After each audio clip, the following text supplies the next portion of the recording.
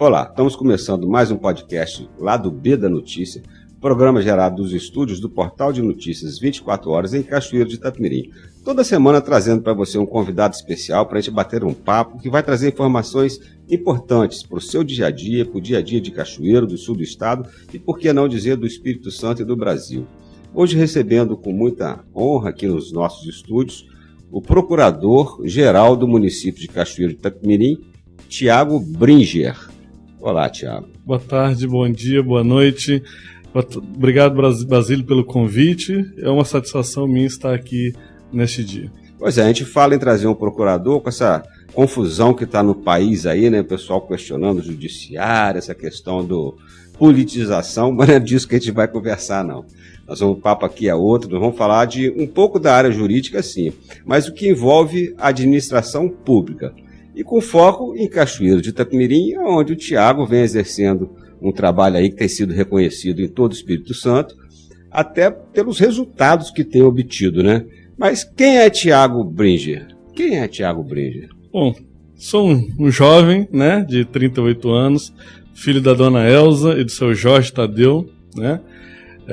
Sou formado em Direito pela Universidade de Vila Velha, né? Em 2007 eu fui formado, sou advogado militante desde 2010, né? Tenho vasta experiência na administração pública e exerci também os cargos de Procurador-Geral do município de São Mateus em 2017 e 2018, Controlador-Geral do município aqui de Cachoeiro de Itapemirim no ano 2019 e desde 2020 eu sou Procurador-Geral do município aqui de Cachoeiro de Itapemirim.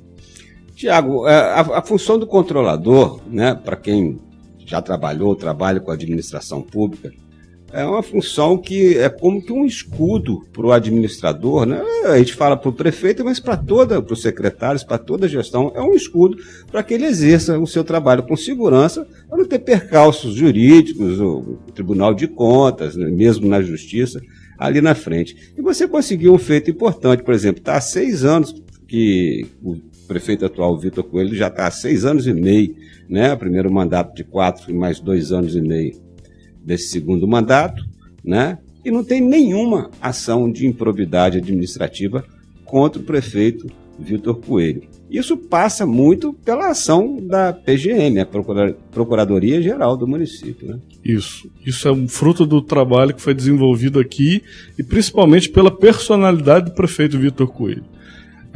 O prefeito ele gosta de que as decisões sejam respaldadas por lei, né? Então o nosso trabalho é dar a ele o melhor cenário, a segurança jurídica para ele poder exercer as funções dele como prefeito e trazer para a cidade de Cachoeiro de Itapemirim as inovações da legislação brasileira, né? A gente até exemplifica, né? Nós inauguramos nessa gestão do prefeito Vitor Coelho a licitar as obras pela modalidade de regime diferenciado de contratação, que foi um dos primeiros municípios do estado do Espírito Santo que fez. A nossa obra da linha vermelha, ela utilizou-se desse expediente que foi a modalidade de licitação que foi utilizada para as obras da Copa e das Olimpíadas. Então a gente trouxe essa modernidade, dando segurança jurídica para que a gente possa ter a melhor proposta, a empresa contratada que atenda todos os requisitos e segurança para quem vai assinar o contrato, quem vai assinar as medições e a garantia de segurança jurídica, legalidade e o serviço acontecendo na ponta. Você falou aí de obra da linha vermelha, então para a nossa audiência saber, ele não está falando da construção da linha vermelha, ele está falando de um contrato que foi assinado agora há uma semana. Da macrodrenagem uma da linha demanda vermelha. Que tem a parceria Isso, do governo do Estado, né? O governador Casagrande, inclusive, veio aí assinar uma obra de 55 milhões, não é isso? Isso aí. É um projeto, eu estou para dizer que é um dos maiores projetos da história da cidade e que pela primeira vez, que eu vou dizer assim, um grande projeto estruturante da cidade pode ser feito cumprindo toda a legislação, né? Há intervenções da cidade, prefeitos anteriores, que há que a gente chama, há esqueletos no armário, né? Há passivos judiciais até hoje. Até hoje o município responde um tipo de ação, de atos de prefeitos anteriores, que não respeitaram a legislação ambiental, a legislação de licitações e contratos, a legislação das desapropriações. Então nós temos a garantia de que o prefeito Vitor sairá do município, sairá da prefeitura da mesma forma como entrou, limpo. Porque ele observa e segue toda a legislação do Brasil. Isso, às vezes, acaba atrasando, né? Uma das reclamações de quem trabalha no setor público, e isso acaba refletindo também na reclamação da população, mas essa obra não termina nunca. Essa obra começou e foi, e já tem. Então, foi anunciado que vai ser feita, mas não começou ainda. É todo um caminho burocrático que tem que ser traçado para você realmente começar a obra com essa segurança jurídica que o senhor está falando. Isso é um trabalho, a liberdade que o prefeito nos deu, né? De trazer uma gestão da procuradoria. Porque não basta eu chegar lá, aparecer, analisar a lei, falar o que a lei pode, o que a lei não pode. Nós temos trabalhado para ter o caminho de segurança jurídica. É saber que o processo ele tem uma duração razoável, mas ele tem uma duração célere. Ele não vai ficar indo e voltando por falta de critério. Lá, nós adotamos um critério específico. Esse processo passa nos critérios já pré-determinados, que já são pré-determinados pelos tribunais de contas, pelos tribunais de justiça, pelos tribunais regionais federais, pelo STJ e pelo STF. Então, a nossa legislação ela é amoldada à nossa realidade. Então, o Cachoeiro tem a garantia de que todos os contratos são rigorosamente cumpridores da legislação. Para conseguir isso aí, foi preciso também ser feito um trabalho de informatização na prefeitura, que essa celeridade muitas vezes passa pela tecnologia, né? Claro. Eu lembro da época, eu já trabalhei em serviço público, que tinha uma pastinha que começava o processo, o secretário abriu o processo, aquela pastinha ficava rodando, de vez em quando ela batia num secretário que não concordava muito com aquilo, ela ficava engavetada e não andava. Depois, cadê a pastinha então o processo? Parece que isso mudou na prefeitura, né? Mudou completamente. Hoje a gente tem a garantia de que os nossos procuradores do município não trabalham com papel. Eles trabalham somente no sistema informatizado.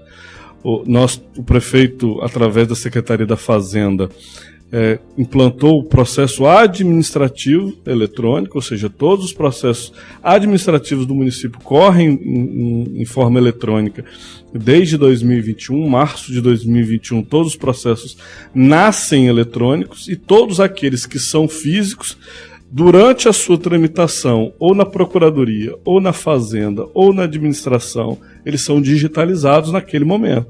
E eles passam, daquele dia em diante, a servir, a tramitar de forma eletrônica. E tem um agora nós cada sessão que ele passa? Tem. Toda a norma procedimental do município dá prazo. Esses prazos estão sendo cumpridos nas questões da fase interna, que a gente chama, né, da atividade meio. Então, nós também estamos evoluindo agora, Basílio, para os processos judiciais. Só que nós não nos atentamos somente à prefeitura. Nós fechamos um convênio com o Tribunal de Justiça porque a digitalização para o município é bom. Se é bom para o município, nós vamos estender para todos os outros processos judiciais em Cachoeiro e Itapemirim. Então, nós fizemos um convênio com o Tribunal de Justiça, cedemos mão de obra, o Tribunal de Justiça cedeu os equipamentos e nós estamos num trabalho de digitalização integral dos processos judiciais. Hoje, um processo judicial de qualquer natureza, né, para ele ter início, meio e fim, nós vamos falar brincando de 5, 7, 8 anos. Né? Com a digitalização, aquilo que dependia de trabalhos manuais, eles são feitos automaticamente pelo sistema. Então, se o juiz dava uma determinação, dava uma sentença, dava uma decisão, precisaria que alguém pegasse esse processo, levasse para o cartório, alguém digitaria isso para fazer a comunicação ao advogado, abrir os prazos. Com a informatização do judiciário, a partir do momento que o juiz assina eletronicamente, no outro dia está no Diário Oficial. Ou seja, a parte burocrática, que é o trabalho manual, isso está sendo eliminado com a utilização da tecnologia. Infelizmente, o Tribunal de Justiça é um dos últimos tribunais a encarar a digitalização, ao contrário do TRT, que é o Tribunal Regional do Trabalho do Espírito Santo, que já é digital desde 2012, né? Isso traz uma diferença de celeridade. Quem nunca ouviu falar um advogado falar, na Justiça do Trabalho é rápido, porque é digital. Então, essa é o conceitual. Aquilo que é digitalizado, eu elimino o trabalho burocrático, que é o que realmente atrasa a tramitação dos processos. E eu acho que um dos frutos desse trabalho, né, dessa digitalização, dessa celeridade, trabalho da Procuradoria-Geral do município, também contribuiu para que Cachoeiro de Itapemirim figurasse aí no país e no estado do Espírito Santo como um dos municípios no ranking da transparência mais bem situados, né? Isso é um trabalho conjunto com a Controladoria do município. A Controladoria é a antiga Auditoria Geral do município, né? Eles fazem um trabalho de retaguarda. Nós, na Procuradoria, nós acompanhamos o par e passo. Então, a cada passo que o processo dá, há o controle de legalidade. E a Controladoria, ao final do trâmite, ela vai conferindo de trás para frente para ver se tudo foi observado. E sempre aperfeiçoando para que se dê mais publicidade, mais transparência. E esse é um trabalho que eu gosto de falar também, que começou quando eu estava lá. Né, que nós modernizamos o portal da transparência, lançamos um novo portal no final do ano de 2019. Né, nós tínhamos problemas estruturais com o portal da transparência. Eles eram tocados por 2 servidores temporários. Né, então a gente terceirizou o portal para a gente ter uma questão de continuidade, porque vai que o servidor terceirizado resolve ir embora e o portal acaba. Então nós terceirizamos esse trabalho, hoje ele se moderniza a cada dia. Com a digitalização dos processos, nós temos em tempo real o acesso. Antigamente, alguém queria quero cópia do processo que gerou a licitação da linha vermelha. Até tirar cópia, tudo isso, disponibilizar para o cidadão, lá se vai 60, 90 dias. Agora ele pede, no outro dia está no e-mail dele, porque está tudo digitalizado. Então, aliás, assim, a celeridade, inclusive, na transparência. Nós somos extremamente transparentes, Basílio, porque nós temos um princípio. Nós fazemos tudo corretamente e não temos nada a esconder. Quem não é transparente, alguma coisa quer esconder disso. Então, nós não temos nada a esconder, então todos os nossos atos são legais, são morais e são absolutamente transparentes, porque nós não temos absolutamente nada a esconder. É porque é importante que seja assim, né? Essa é a função. E o prefeito Vitor, ele vai deixar uma marca na cidade, isso aí eu que estou falando, né, como jornalista, que houve uma quebra de paradigma nessa questão do mundo digital, de colocar Cachoeiro na modernidade. Eu acho que quando o Vitor, da metade do primeiro mandato dele para cá, foi quando ele criou o Ponto Digital, o Cachoeiro Digital, vários aplicativos que aí não é só no âmbito interno da prefeitura, mas que estão facilitando a vida da população na rua também. Hoje você vai no ponto de ônibus, você quer saber o horário que o ônibus vai passar, a linha que passa ali, você vai estacionar seu carro, você entra com uma facilidade, você paga o estacionamento, tudo de forma digital. E baratinho, estacionamento Cachoeiro é barato. Às vezes a gente reclama e tudo, mas acho que resolveu um problema sério que você tinha, a pessoa deixar o dia inteiro o carro parado na rua. Hoje você consegue fazer com R$2, R$3, R$1, se for de moto até 50 centavos, você consegue fazer o que você precisa na rua de forma econômica. Esse trabalho de tecnologia, o prefeito cobra muito disso, e você, para fazer isso também, você precisou de uma equipe. Como que é a equipe lá O prefeito cobra demais a digitalização, a inteligência da gestão. O que a população vê é só a ponta do iceberg, que a gente chama, né? Que são os serviços que são disponibilizados. Mas a inteligência, a modernização da administração, ela vem de antes, né? Quando nós escolhemos as modalidades de licitação mais céleres para fazer, né? Quando a gente terceiriza, por exemplo, um serviço que só foi possível terceirizar agora, no ano de 2021, que é o serviço o trabalho de confecção de projetos executivos do município. Eles eram feitos por servidores de carreira, né? Então, o servidor de carreira tem o projeto da linha vermelha para fazer, tem que conferir se a empresa fez o trabalho corretamente em outro contrato, ele tem que auxiliar lá na aprovação do projeto do cidadão lá da sua casa, do seu prédio. Então a gente não conseguia ter um foco específico naqueles projetos que são estruturantes para a cidade. Então a Secretaria de Obras conseguiu contratar uma empresa para fazer os projetos, contratou outra empresa para gerenciar essas obras. Se eu tenho grandes projetos sendo executados na cidade, eu preciso que a massa de engenheiros que vai fazer essa fiscalização acompanhe as normas, né? Aquela metodologia mais avançada. Isso traz trabalho de qualidade. Nós conseguimos captar recursos que Cachoeira nunca viu. Pois é, eu ia falar disso agora. Justamente por esse trabalho. Né?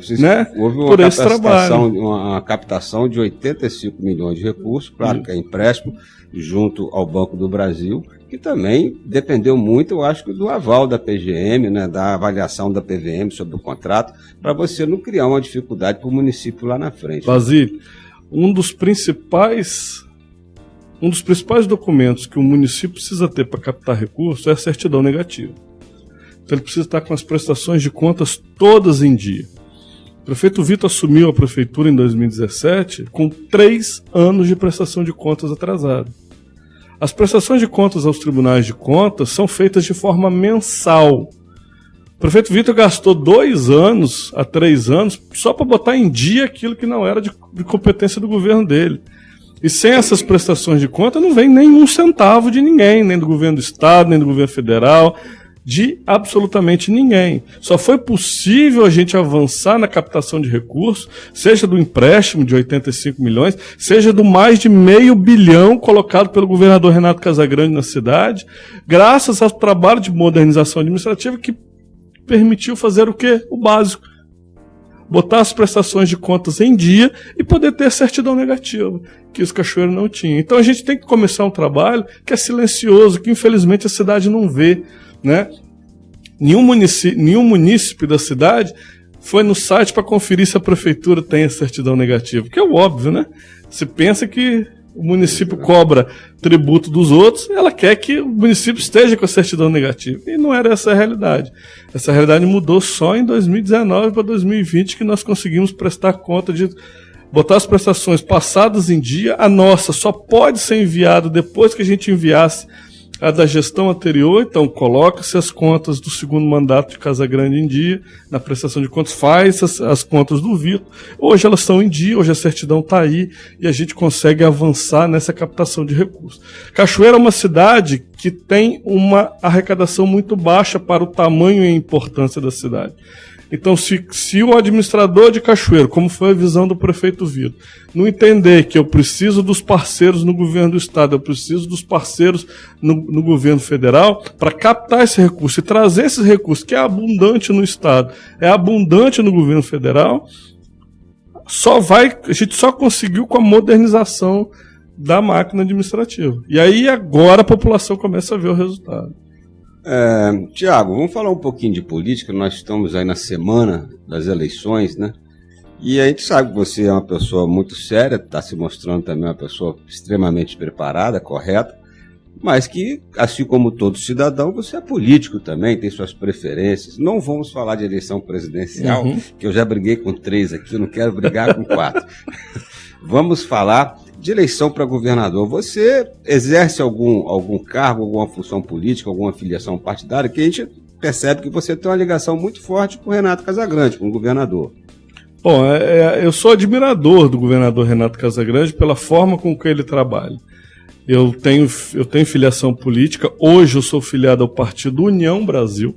União Brasil? União Brasil, não sou do PSB. Eu tive uma conversa aqui inclusive, antes de começar o programa, que eu achava que você estava. Eu sou do União Brasil, egresso do antigo PSL. Então, eu era filiado ao PSL em 2019 e com a fusão com o DEM, eu sou pertencente aos quadros do União Brasil. Mas eu faço leituras, Basílio, que a ideologização do discurso não é interessante para o cidadão. Porque se discute coisas que o cidadão, às vezes, não é o assunto do dia, né? Nós temos inflação alta no Brasil, preço dos alimentos altos no Brasil. Nós vamos discutir questões ideológicas, né? como diz o outro. Mas ideologia não alimenta a mesa, né? Vamos dizer assim. Mas a ideologia pode definir para onde o rumo que o governo vai seguir. Eu tenho uma linha de pensamento que a ideologia nunca funcionou no Brasil, nem para a direita, nem para a esquerda, porque os programas que vêm dessas ideologias nunca foram implantados. Né? Eu vou dar um exemplo. Todo mundo fala que eu não tenho preferência em nenhum dos dois candidatos, nem Lula nem Bolsonaro. Mas dizem que se Lula ganhar, ele vai implantar o socialismo no Brasil. O PT governou durante 16 anos e nunca vimos o socialismo no Brasil. Né? Bolsonaro vai implantar o neoliberalismo, né? Não.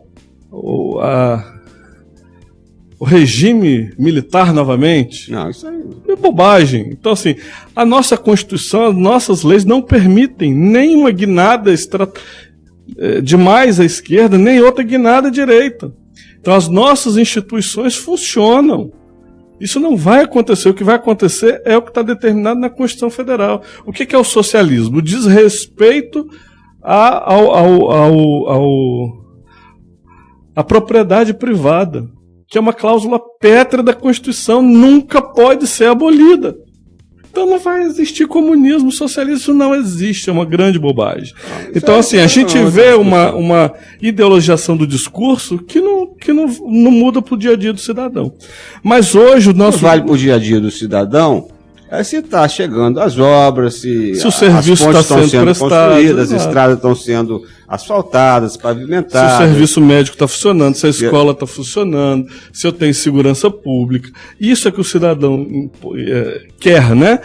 E eu vejo aí que eu te pergunto, essa defesa que você faz do governador Renato Casagrande passa por aí? Pelas obras de Cachoeiro? Sim, passa por aí também pelas obras de Cachoeiro. 500 milhões de reais. Nós estamos falando de R$500 milhão aqui em Cachoeiro, só aqui em Cachoeiro. Então, se nós vamos, se a gente for pegar uma das obras, R$200 milhões é a duplicação da rodovia do Frade. Quantos outros municípios são impactados pela duplicação da rodovia? Itapemirim, Marataízes, Vargem Alta. Cachoeiro mesmo melhorou muito quando terminou a duplicação. Exato. Então, assim, a gente consegue fazer um contorno de Cachoeiro, que já está licitado, inclusive, de que as grandes carretas, os grandes carros vão sair do centro da cidade. Isso vai melhorar a fluidez do trânsito. Então, assim, são intervenções que, se não fossem o governo do Estado, através do governador Renato Casagrande, Cachoeiro não viria. Porque Cachoeiro não tem capacidade financeira orçamentária para tocar essas obras com recursos próprios. Daí a importância dessa parceria do prefeito Vitor com o governador Renato Casagrande, né?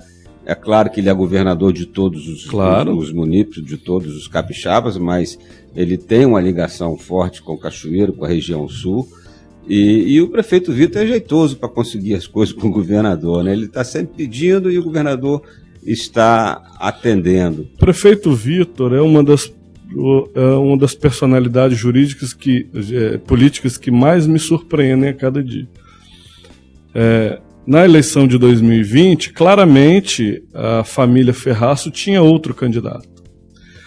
Mas ele fez questão de homenagear a deputada federal, esposa do ex-prefeito, Norma Iubi, pela indicação de uma emenda para Cachoeiro. Ele tem feito isso com as emendas que recebe. Nós não vemos liderança fazendo isso. Inclusive do governo federal, ele tem recebido emendas que vêm do então governo federal. Ele enaltece a quem deve ser enaltecida. O trabalho dela ajudou? Ajudou. Ela de uma esfera de oposição a mim? Mas está ajudando a cidade e não tem essa. Eu acho que os embates políticos se encerram no dia da eleição às 5 horas da tarde, quando a urna fecha.